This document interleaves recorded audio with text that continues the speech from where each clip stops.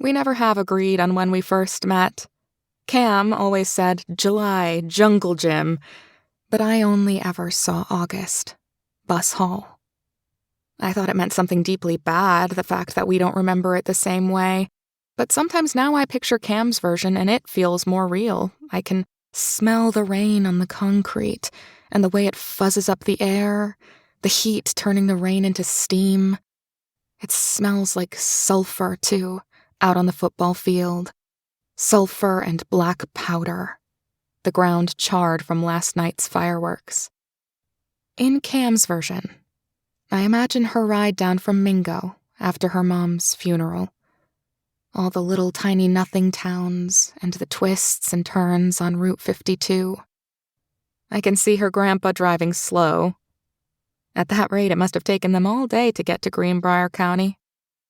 I can see Cam riding past my house before she knew me. I can see her looking at her grandpa's house, set up on the hill, covered in ivy and with those concrete steps climbing down. I see her watching the fireworks out the front windows that night, the explosions shaking the thin panes. Or maybe she was standing on the porch. I can see her coming across the field the next afternoon, the smell of explosives thick in her nose. I see her see me. Only it's not me yet. It's just a brown-haired girl on top of the jungle gym. I went to school almost every day that summer with Mom, who was cooking for the free lunch program, making meals for the kids who were real poor with no food at home. I helped her prep, opening cans of pork and beans bigger than my own head. And then while they served them, I went out and read books on top of the jungle gym. Cam claims that we talked that day, but I can't see our conversation. Not from my memory, at least. I can hear our voices, sort of.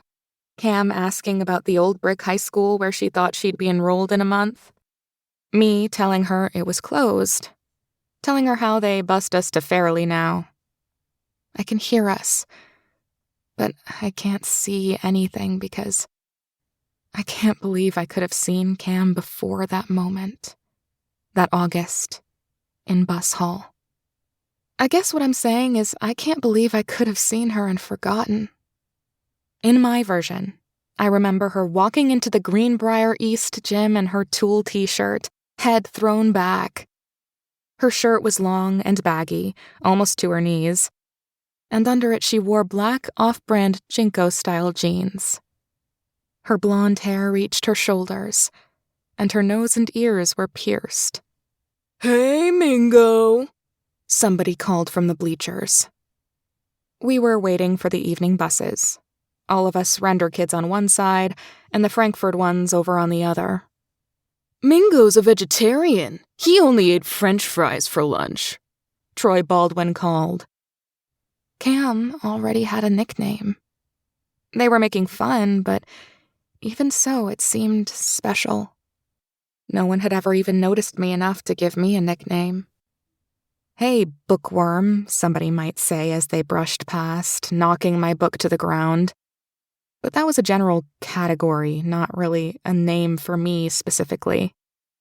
"I know one kind of meat Mingo will eat," Josh McAllister said. And everybody laughed, and Cam turned and smiled. Her teeth were shoved together in the front, but it only made her more beautiful. She shook her hair back from her face. Almond-shaped eyes and Cupid's bow lips. The neck of her t-shirt was stretched, and we could all see the delicate bones below her throat.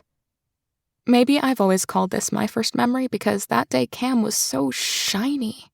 When she talks about meeting me on the jungle gym, she sounds all wrinkled up, scared and confused. I don't guess I've ever been able to think of Cam that way. Scared and confused was me. I took up all that space.